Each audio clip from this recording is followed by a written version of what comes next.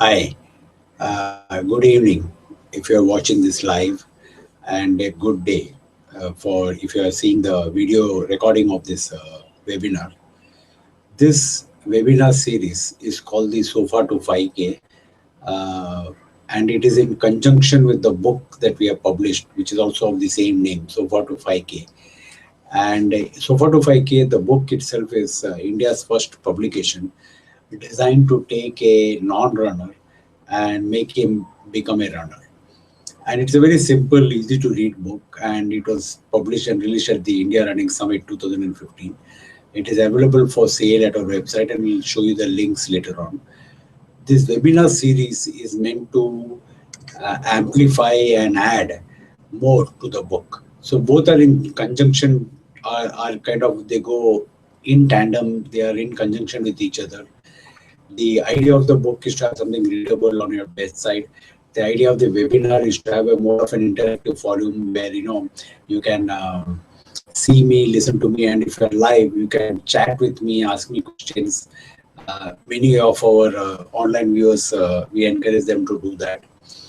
I can, if you, there is a chat window on the side, so if you type there, I can see the questions and I can chat back or reply back in live.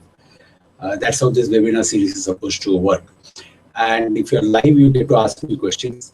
If you're not live and if you are seeing the YouTube video of this, please do not hesitate to ask questions down below in the comments box below the YouTube video. We get notifications every time you write, and then we respond back as soon as we can.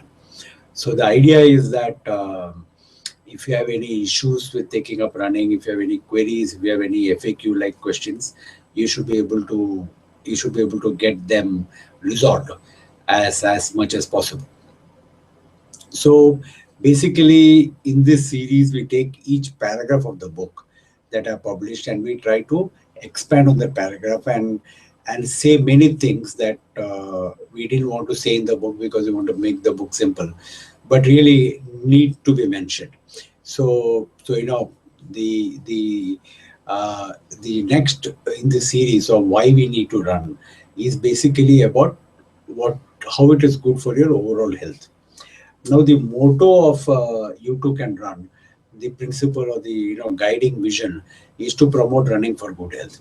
And this is really the key webinar of the entire series, because in this we tell you the main reasons why we need to have good health and why we need to run for our good health. The to Before we go into this, uh, we define good health as something that is medically, within the parameters, uh, physiologically, that is, meeting various metrics, health metrics, spiritually good and mentally good. Now, when we take the physiological metrics of good health, we find that the public health statistics in our country are appalling. We are the diabetes capital of the world. Every elderly person more than 50 years of age in my village, native village in Tamil Nadu, has got diabetes and is on medication. So what is happening is that, and then heart disease. You know how you have probably heard stories of people who have had angioplasty, angiography, and bypass surgery, and people who died young because of an heart attack, and those kind of stories and those kind of statistics are really alarming. While many things have done, many things have been done by modern medicine to increase the average lifespan. So earlier people used to die at 40, 50, and if somebody lived up to 60, it was celebrated as a big birthday in our Hindu customs. Today, average life expectancies have gone up to 60, 70, 80. But the average, healthy average life expectancy, that is the HALE as it is called, has actually gone down.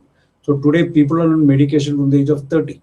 Today somebody called me up and said my daughter-in-law has got diabetes and she's just 35 and she's got severe diabetes and she's going to be on medication, and in the next year she's going to be on insulin, and this is very appalling. People who need to be healthy at 45, 50, 55, 60 years of age are now on medication, and taking medicines has become a regular. So we are concerned. We feel that people should be healthy, people should live longer, and people should remain off medicines. Taking medicines, taking tablets is not health. What does running do? And getting into the points of today's webinar. What does running do? Running, it is said that if there was a tablet for about 29 diseases, 29 medical conditions that can be cured by one tablet, whoever discovered the tablet would be filthily rich. Okay, and you would have all the patent and everybody would come to him. That single tablet is running. Okay, there are about 29 known medical conditions for which it is good, but we will only deal with about 7 of them, which concern us on a day-to-day basis. We don't want to deal with the smaller ones that somebody may have and not everybody will have. But these are like the big reasons why we need to do this. The first reason is cardiac disease. Now, cardiac disease, as you know, is heart disease. So cardiac is a scientific term. Cardiac heart disease happens because cholesterol or body fat goes and lines up in your blood vessels. That happens because of 2 reasons. One is you have too much fat, and the other is there are ruptures in the internal part of your skin, which make those fat deposits on the internal skin layer, which start getting ruptured because of inflamed levels. Inflammation happens because you are too much under stress. So we all know stress is a risk factor for heart disease, and you are eating too much fat, and there is too much fat in your blood. When you run, as you probably know, you consume energy, and the energy comes from the blood, and if there is fat in the blood, the fat gets consumed. So by running regularly, your fat levels of LDL, which is a bad cholesterol, fall down. Your good cholesterol, which is HDL, because of exercise, goes up.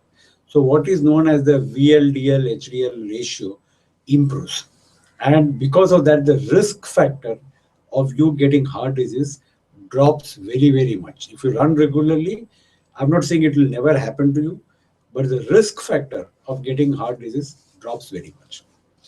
The next this that we go to is diabetes.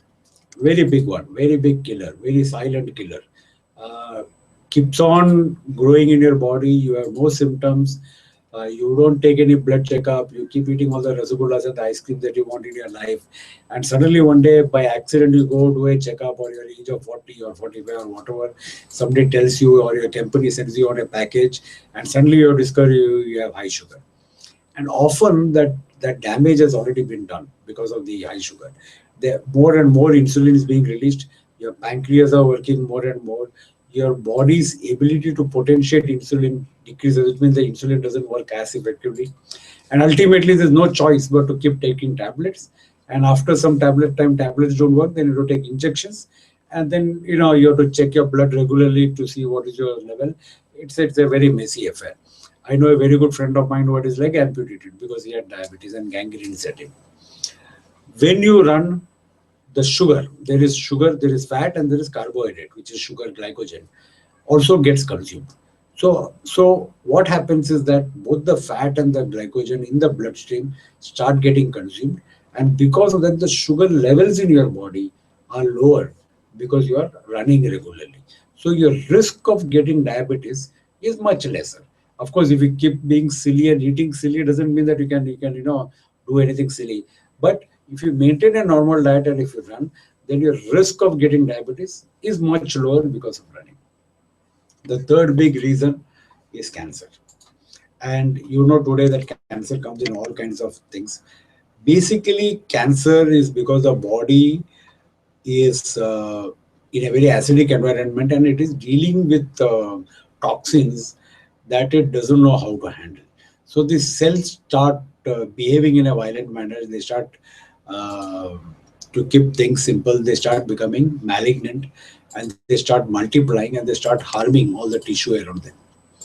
What happens in cancer is that, what happens when you run is that, because the body pumps more blood into all parts of the body and removes more sweat, the toxins in your body get flushed out more regularly because of running.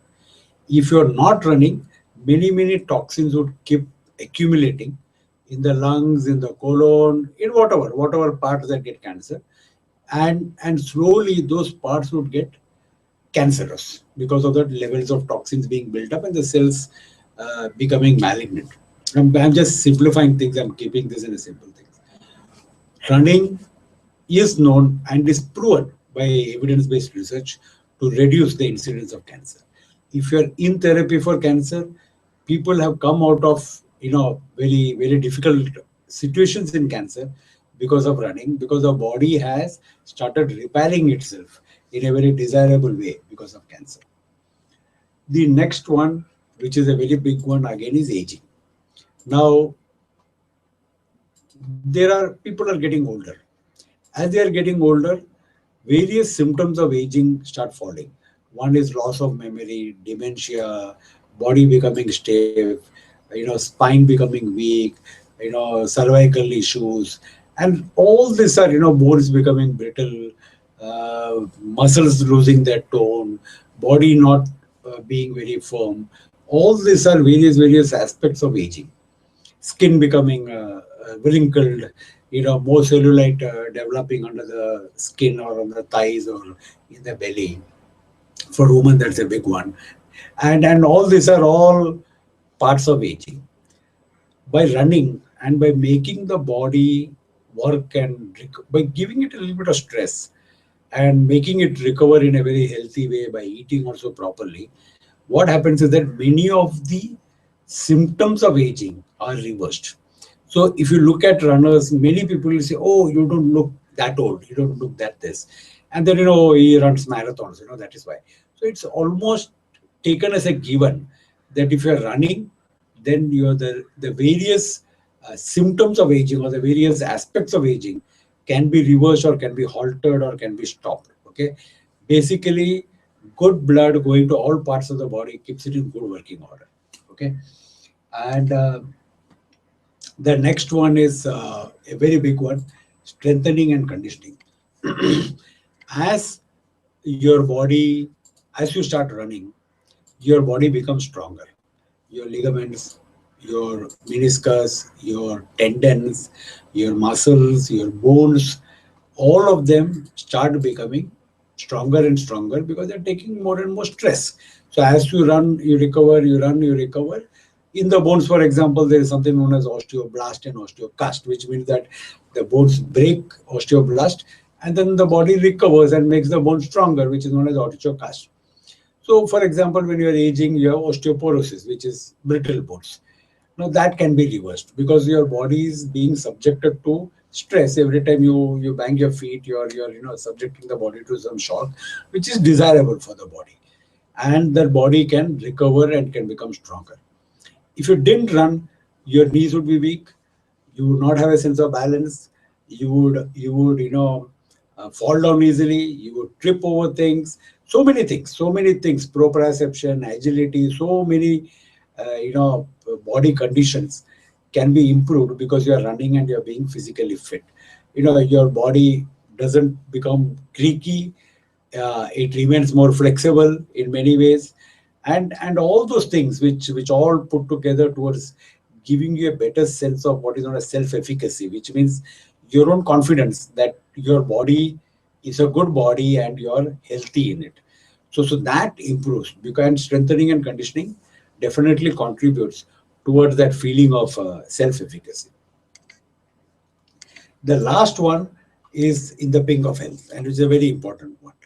We have all heard of this expression called pink of health. What does that mean? What does the term expression pink of health mean?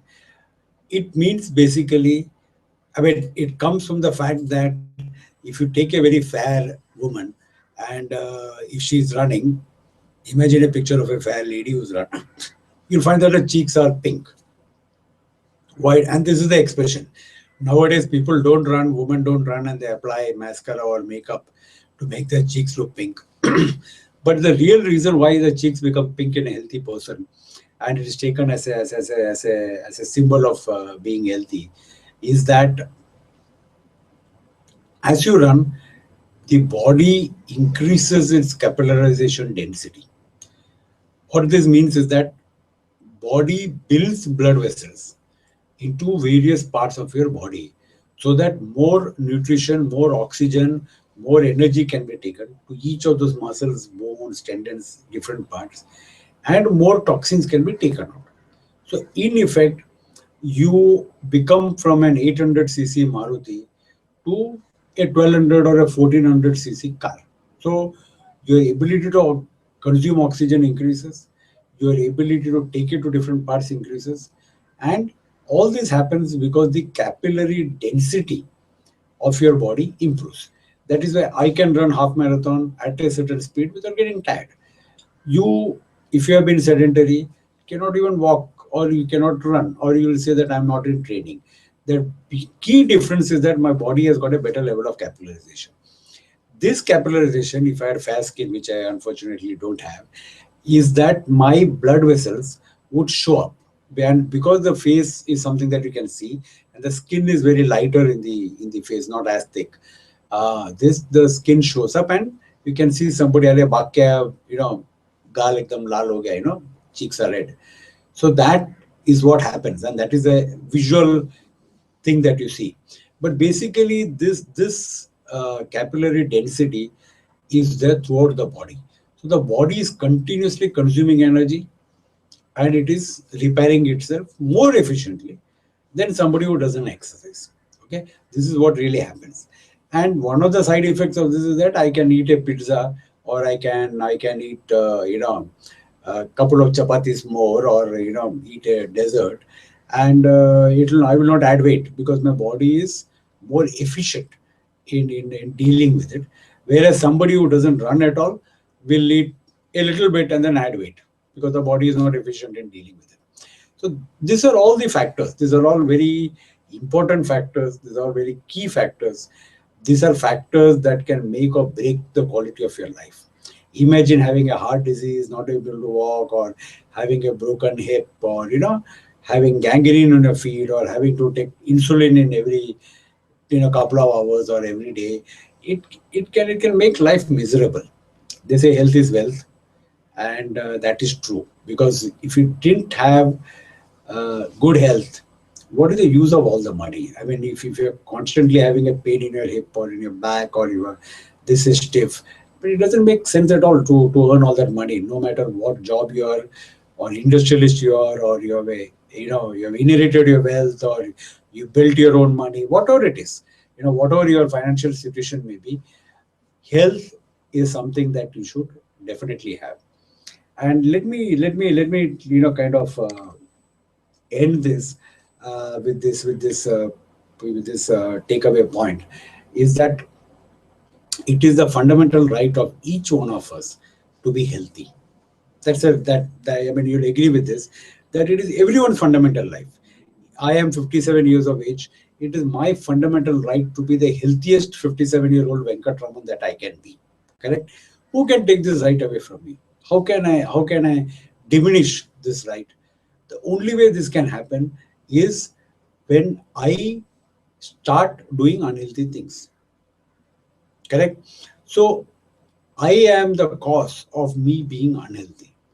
Therefore, I am the cause of me being healthy also. That right cannot be taken away by anybody else. I can be as healthy as I want to be at this age, subject to genetic conditions, subject to previous injuries, whatever, this.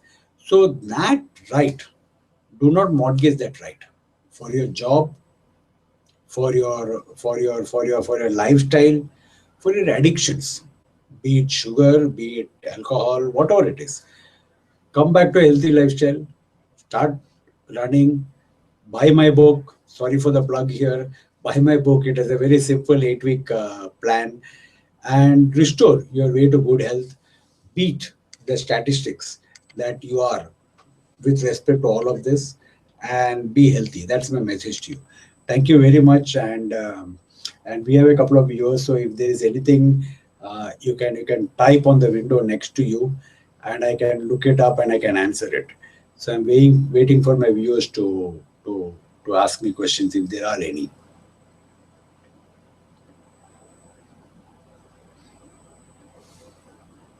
So thank you very much, and I hope this was fun for you in a very healthy way. as it is fun for me to do this. If you liked this video and if you like this series, subscribe to my channel. You too can run. And please do share it on whatever social media. Share it with your friends. Put it on WhatsApp. Let it go viral. Let us all start becoming healthier by a very simple thing, running 5 kilometers in an 8-week plan. Thank you very much.